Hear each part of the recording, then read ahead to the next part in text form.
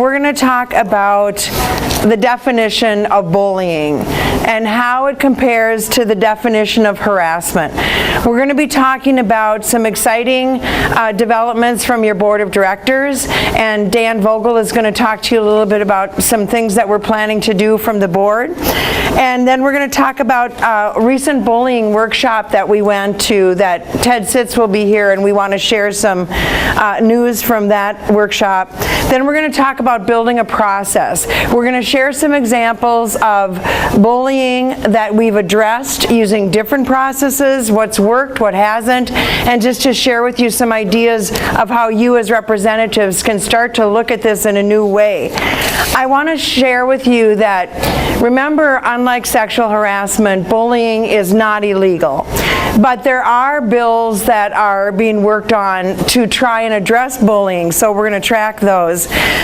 Unions are talking about and trying to decide what their role in bullying should be.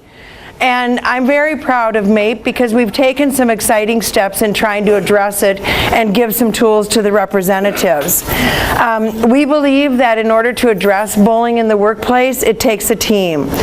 And so we would ask that as stewards you go back and talk in your steward meetings, talk in your membership meetings, but get a team together that can really plan and strategize on everything that we're talking about tonight. Because we know that initially the best way to combat bullying is to bring it out in the light, to offer education, to offer discussions, and to engage management in those discussions. Too often we find that bullying is not talked about. People are afraid to talk about it. Management doesn't want to hear about it. So really we want to try and get you to really start some of those great dialogues in your workplace. And then we're going to be talking about some specific examples that MAPE has gone through, some successes, some lessons learned. So let's get going on that right now. And so we wanted to start here. They, in their policy, define bullying as workplace bullying is persistent behavior by a person or group that is threatening, humiliating, or intimidating. And as we share these different definitions, you'll find that there are trigger words that are used over and over again. Interestingly enough, this policy that was shared in the workshop has also a definition of harassment. Unwelcome verbal or physical conduct, including written and electronic communications, directed towards an individual or group or individuals, which has the purpose or effect of substantially interfering with an individual's work performance or use of public services, or creating an intimidating, hostile, or offensive working or public service environment. So as we look at these definitions, there's gray. I mean, they bleed into each other, but I think you'll start to see a difference as we go on. This is the best website that you can go to get information about bullying. This is the organization that put the workshop on, and it's www.workplacebullying.org. And they have just a tremendous amount of resources that can really bring you into the issue and help you understand. Their definition of bullying is repeated health-harming mistreatment of one or more persons, referred to as the targets, by one or more perpetrators that takes one or more of the following forms. And they divide it into 3 different behaviors. The first one is verbal abuse. The second one is offensive conduct or behaviors, including nonverbal, which are threatening, humiliating, or intimidating. And then the third one they use is work interference, sabotage, which prevents work from getting done. Here is, again, what the difference is so far defined between bullying and harassment. Harassment is an action that is meant to or happens to cause discomfort for the victim. Bullying is when one individual or party socially degrades the victim either for the purpose of increasing their own self-comfort or for the enjoyment of others. Bullying is being viewed right now as more aggressive behavior where harassment is ongoing and not quite as self-evident or aggressive. So we'll see as we go forward in this area if we agree with that or not. When you're dealing with bullying, let's talk about the things as stewards that you should be aware of that you can look at and use. There is an administrative procedure on the MMB website that is entitled Harassment Prohibited. And everybody should have a copy of this. You just go on MMB's website under Human Resources and Tools, and you'll find all the administrative procedures. But this one has some really great language. Does this have a number to it? Yes, it's 1.2. 1.2. Thank you, Andy. Yep.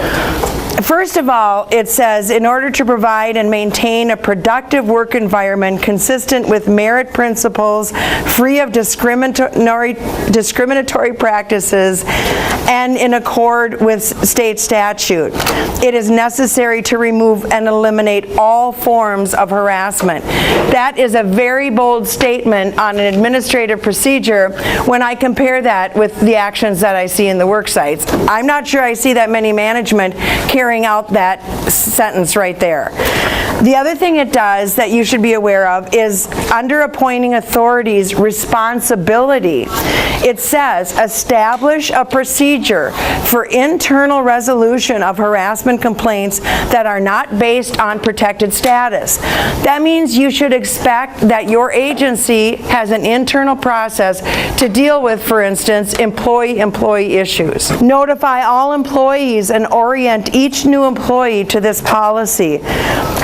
I ask my stewards and members, do you remember ever hearing about the policy of the internal process on harassment? They look at me like, are you kidding me? I don't believe that that's shared or gone over with. Do you guys, do you think it is? Yeah, it was a mandatory meeting when we first started. That's great. And do they refresh that at all, or? No. Also, it says establish a complaint procedure for timely and thorough investigation of all complaints of harassment. Again, if you talk to your members and ask them, do you know what the process is at this work site if you have a harassment complaint? It's interesting to see if they actually know that or not. There's also a letter in the contract on page 190. This is an old letter, but it mirrors the Administrative Procedure 1.2, but it's in the contract, so it's certainly contract language that can be used either in a grievance or meet and confer discussion. There's also our Article 4, non-discrimination. There's a general policy section that talks about, in order to provide and maintain a productive work environment, it shall be the policy of the employer and the association to encourage bargaining unit employees, associated stewards, supervisors, and managers to interact with each other with mutual respect and dignity. But this is our new language, and David Bruning is going to be here sometime soon, and he's going to talk to you a little bit about how this was born out of bargaining last contract. And it's in the contract, it's the last page, and it's a very simple letter regarding bullying in the workplace, signed by Carolyn Trevis, Assistant State Negotiator, who all of you know is now doing Barb Holmes' job because Barb Holmes has left MMB. So this letter says, as part of the negotiations with MAPE, we had discussed bullying and the need for procedures to resolve such complaints. This letter is to clarify that in instances where employees are the target of bullying behavior, they may exercise any rights available under appropriate agency harassment policies and/or policies on violence in the workplace and seek redress. There's an interesting little snippet of jargon. Seek redress. Please ensure that employees and appointing authorities are aware of these policies. The point is we're trying to address the bullying that's going on in the workplace at the state, and so we're going to come up with procedures that we can follow. This committee is brand new, so we're only starting to look at our mission and our goal, and that's why our first three ideas would kind of start setting the foundation for the future work of the committee, whatever that ends up being. I was part of one of the authors that helped kind of put together I apologize, the actually poor language that's in this, because we asked for a whole lot more, and we settled with getting a letter in to be able to get it in there, because it gives us a foot up to be able to actually address these issues that's been going on for a while. And here's where we have some leverage, okay? Bullying is bad for people's health. Who pays for our health care? The taxpayers. And this is what I told Rick. I said, this type of behavior, this way of managing people, is detrimental to the health of our members. It may increase health care costs unnecessarily, and that's detrimental. And no one wins. It's not effective. It's counterproductive. It is incredible the amount of fear, isn't it? I mean, I am constantly amazed at how much fear there is, and that's why we're saying the more you can talk about this, bring it out into the light, talk about the contract language, talk about it at meet and confer membership meetings, the more we keep talking about this and educating our members, hopefully the more they'll be willing to stand up and fight against it. So again, I think as we start working on bullying and trying to focus our concerted effort, we're going to ask for different experiences, different tools, and that we can share with the stewards as we're all kind of fighting the same thing. We're just going to try and keep growing in the right direction and keep giving stewards the tools to really tackle this. I'd like to hear your comments. Go ahead and email me, Andy Binman, or you can send them to Chris at the MAPE office, and then she'll forward me all your comments. So let me know what you think, and thanks everybody for attending.